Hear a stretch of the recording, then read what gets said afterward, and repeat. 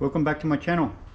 This is the same 1/5 scale buggy as before, but we have had some upgrades, a few issues, so this video is all about where we're up to with the buggy.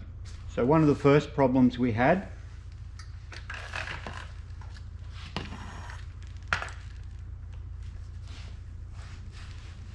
was the rear skid plate that sits here. Comes out to the sides and has the shell sit on either side. All the grass was getting caught all up inside, getting caught around the clutch and everything all up in underneath here, getting caught in the air intake for the cooling. And it wasn't just a little bit of grass, it was a lot of grass was getting caught in there. So I took off the lower body parts that sat there, trying to let the grass come out, which then caused the front parts of the skid plate to bend down and drag along the ground. So I took that off. Then I noticed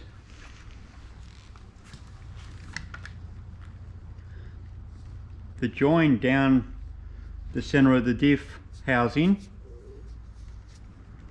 was wet. I thought it might have been a bit of leaky fuel had got down there and run along, leaving the two-stroke oil residue behind. Didn't think much of it.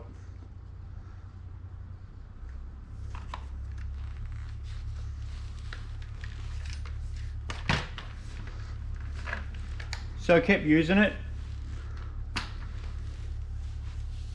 Landed hard off of a jump, upside down, bending the original steel roll cage, which is very thin tubing, so it bent really easily. About the same time that happened, the engine stop switch started getting stuck. It was getting stuck in, which meant we couldn't start it.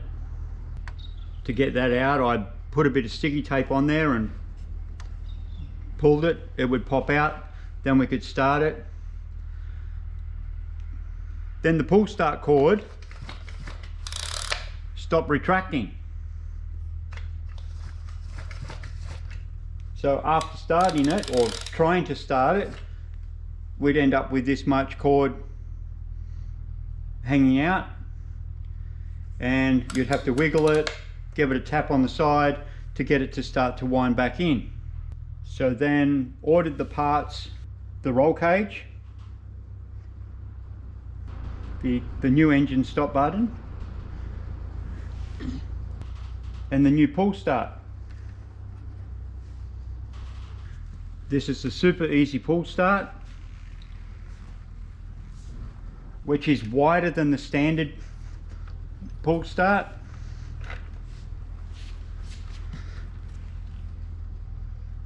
With the easy start and the roll cage, it meant that I had to bend the roll cage out. Easier way would have been to cut off possibly there and there to get the lower bars out of the way, but I put them in the vise and pulled on them. This bar here needed to be bent out a little bit as well to allow for the handle.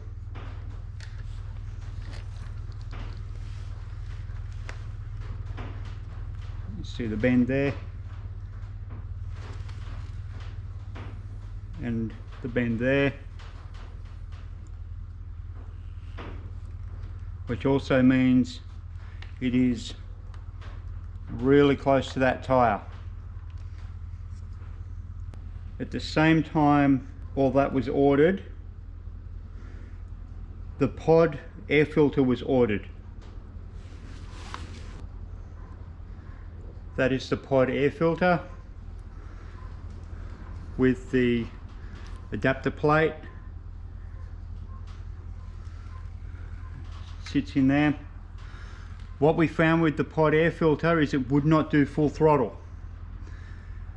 The airflow seemed to be restricted and it would get to just past half throttle and then start choking. So took that out, put the foam back in and straight back to full throttle again. Then shortly after that, we found why it was leaking oil from the diff housing.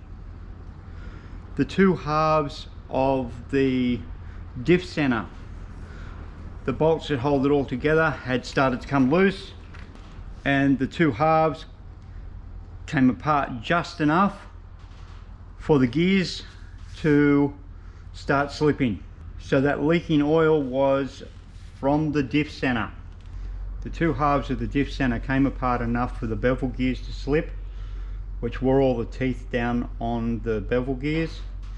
So they needed to be replaced, which means the whole back of the car had to come off. All the shocks, the pipe, everything from here back, just to get the diff out, the diff housing out, to get to the diff center,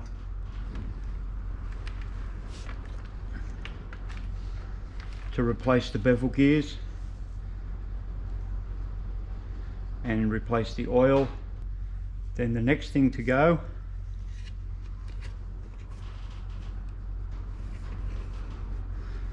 with the tires. Still plenty of tread on the tires, but the wall of this one ripped.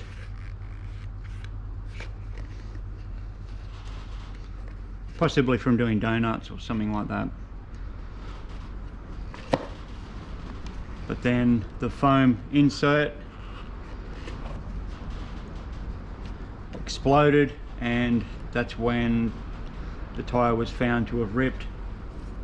The next thing to go is the drive pin snapped.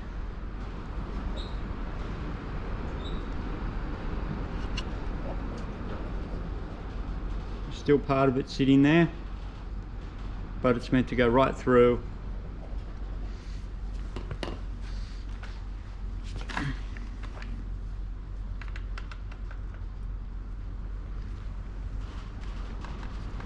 See if I can show you the hole.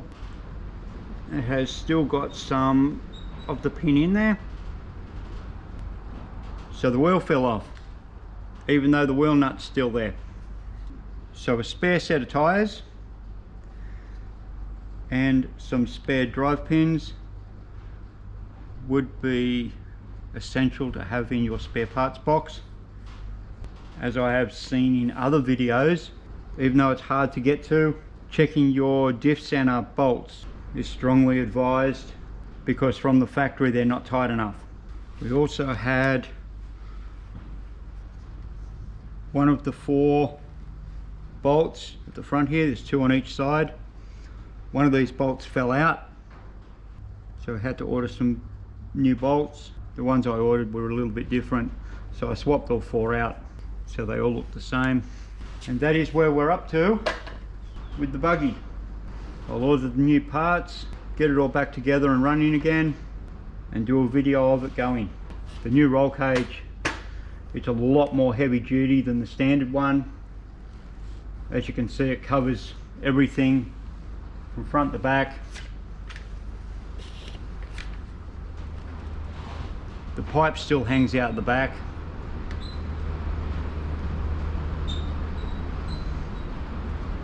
So if it took a hit from the back, it will still wreck your pipe.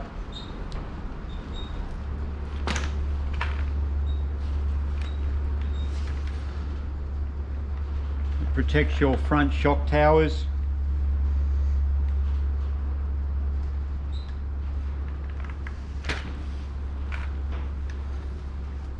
And there's a bit of protection around your rear shock towers.